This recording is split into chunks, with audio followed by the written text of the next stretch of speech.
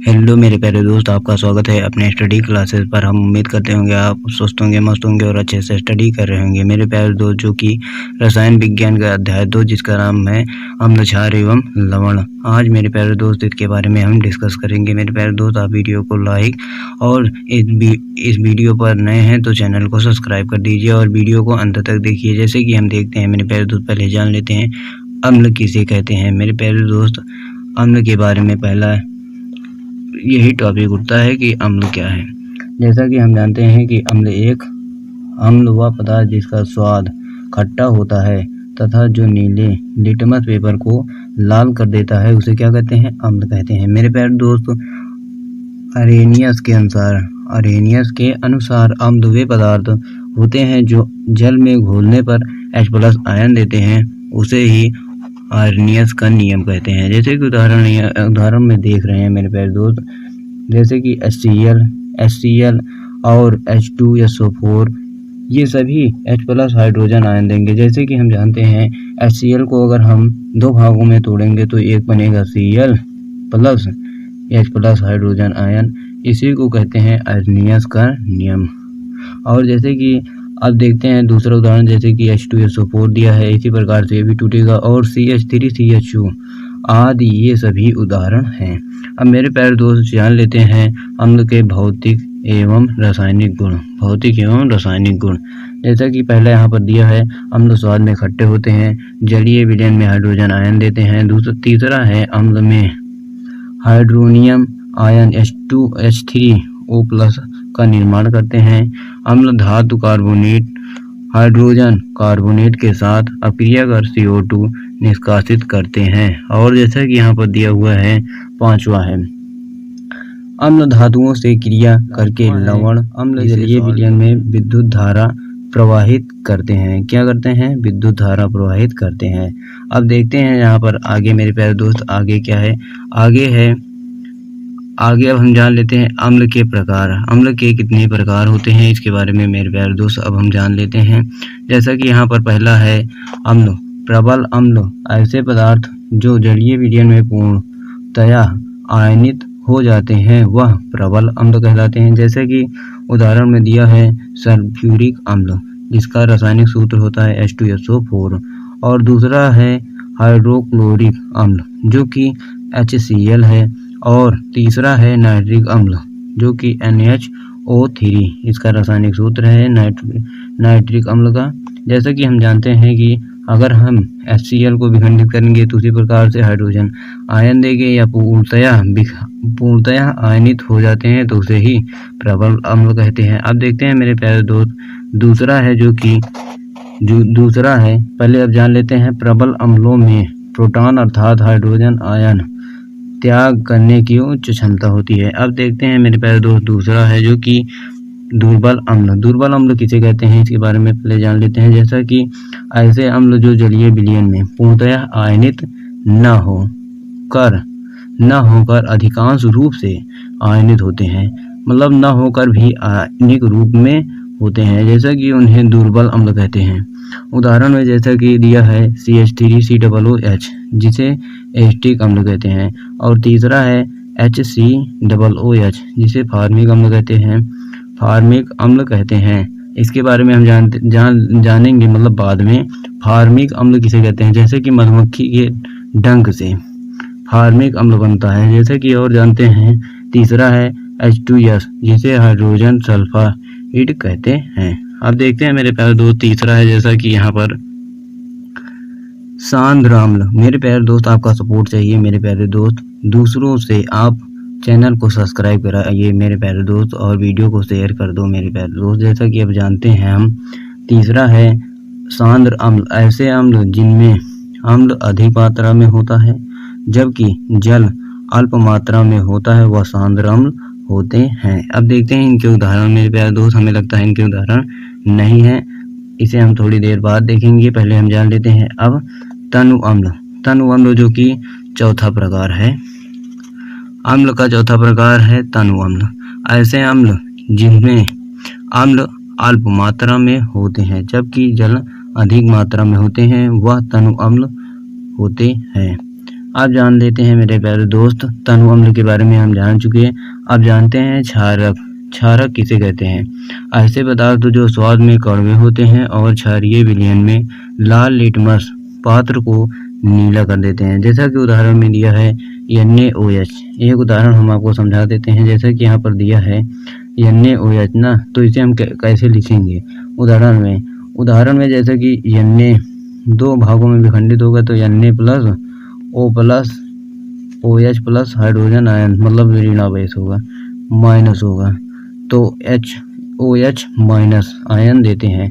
अब देखते हैं यहाँ पर जैसे कि क्षार के भौतिक एवं रासायनिक गुण हैं। जैसे कि क्षारक स्वाद में कड़वे होते हैं, जलीय विलयन में OH माइनस आयन देते हैं। और तीसरा है इनके गुण, ये सभी गुण हैं मेरे प्यारे दोस्त। जैसा कि तीसरा है क्षार धातु के साथ अपक्रिया कर हाइड्रोजन मुक्त करते हैं। और चौथा दिया हुआ है क्षार अम्लीय ऑक्साइड के साथ अपक्रिया कर लवण बनाते हैं। आप जान लेते हैं सूचक किसे कहते हैं मेरे प्यारे दोस्त, जो कि सूचक को हम कल देखेंगे या अभी देखते हैं, थोड़ी देर वेट करिए, हम देखते हैं। चलिए देख लेते हैं सूचक के बारे में। सूचक किसी दिए गए विलयन में अम्ल या क्षार की उपस्थिति दर्शाते हैं। जैसा कि इसका रंग या गंध अम्लीय या क्षार मतलब अम्लीय या क्षारक माध्यम में बदल जाता है। अब देखते हैं कैसे बदल जाता है, इसके बारे में हम जानेंगे मेरे प्यारे दोस्त। आप जानते हैं जैसा कि यहाँ पर दिया है सार्वत्रिक सूचक। सार्वत्रिक सूचक जो कि मतलब सार्वत्रिक सूचक विभिन्न रसायनों का बना हुआ वह मिश्रण होता है जो भिन्न भिन्न pH वाले पदार्थों के बारे में रंग परिवर्तन के द्वारा बता देता है कि वह क्षारक है या अम्ल है। रुकिए थोड़ी देर मेरे प्यारे, यहाँ पर मेरे प्यारे दोस्त हमें थोड़ा सा मिस्टेक लग रहा है। पहले मेरे प्यारे दोस्त जानेंगे हम सूचक के प्रकार। यहाँ पर थोड़ा गलत हो गया है, अब देखते हैं आगे। जैसा कि यहाँ पर देखते हैं, पहले जान लेते हैं सूचक के प्रकार। थैंक यू मेरे प्यारे दोस्त बताने के लिए। हम जान लेते हैं पहले प्राकृतिक सूचक किसे कहते हैं। प्राकृतिक सूचक ऐसे सूचक जो प्राकृतिक स्रोतों से प्राप्त होते हैं उसे प्राकृतिक सूचक कहते हैं। जैसे कि उदाहरण में दिया है लिटमस पात्र, हल्दी आदि। अब जैसे कि लिटमस किसे कहते हैं? अम्ल तथा क्षारक की पहचान के लिए सबसे सामान्य रूप से उपयोग में लाया जाने वाला प्राकृतिक सूचक लिटमस है। लिटमस विलयन के रूप में तथा कागज की पत्तियों के रूप में उपलब्ध होते हैं। अब देखते हैं हल्दी से हम सूचक कैसे प्राप्त करते हैं। हल्दी भी एक प्रकार का प्राकृतिक सूचक है जो कि अब देखते हैं दूसरा सूचक जो कि संश्लेषित सूचक। यहाँ पर जैसे कि संश्लेषित सूचक या वे सूचक हैं जो प्राकृतिक नहीं होते हैं परंतु वे रासायनिक पदार्थों द्वारा बनाए गए होते हैं। जैसा कि उदाहरण में दिया हुआ है मिथिल ऑरेंज एवं फिनोल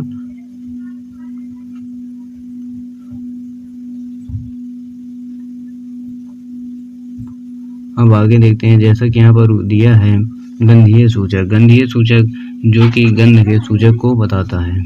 गंधीय सूचक जो कि कुछ ऐसे पदार्थ होते हैं जिनका गंध अम्लीय या क्षारीय माध्यम में बदल जाती है, ऐसे पदार्थों को गंधीय सूचक कहते हैं। अब ये देखते हैं मेरे प्यारे दोस्त चौथा जैसा कि यहाँ पर दिया हुआ है सार्वत्रिक सूचक विभिन्न रसायनों का बना हुआ वह मिश्रण होता है जो भिन्न भिन्न pH वाले पदार्थों के बारे में रंग परिवर्तन के द्वारा बता देता है कि वह क्षारक है या अम्ल है। अब देखते हैं जैसा कि लवण के बारे में हम जान लेते हैं। जब अम्ल और क्षार एक दूसरे से अपक्रिया करते हैं तब एक यौगिक बनता है जिसे लवण कहते हैं। लवण के गुण जैसा कि लवण ठोस अवस्था में मिलते हैं। दूसरा है सामान्यतः लवण उदासीन होते हैं। तीसरा है लवणों के जलीय विलयन विद्युत के सूचक होते हैं। और उदाहरण में जैसे कि NaCl और CH4 आदि। अब देखते हैं लवणों का वर्गीकरण। लवणों का मुख्यतः 6 भागों में बांटा गया है। सामान्यतः लवण जैसा कि NaCl KCl और H2SO4 आदि। अब देखते हैं आगे।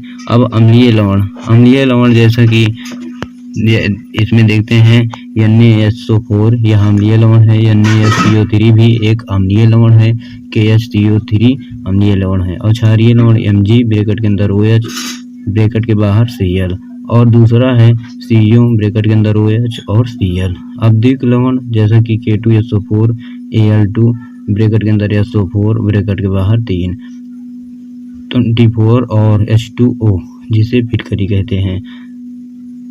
संकर लवण, संकरण होना चाहिए था, यहाँ पर संकर लवण है, या जैसे कि यहाँ पर दिया हुआ है K4 ब्रैकेट के अंदर Fe और ब्रैकेट के अंदर ही यहाँ पर जैसे CC N है ब्रैकेट के बाहर 6 है।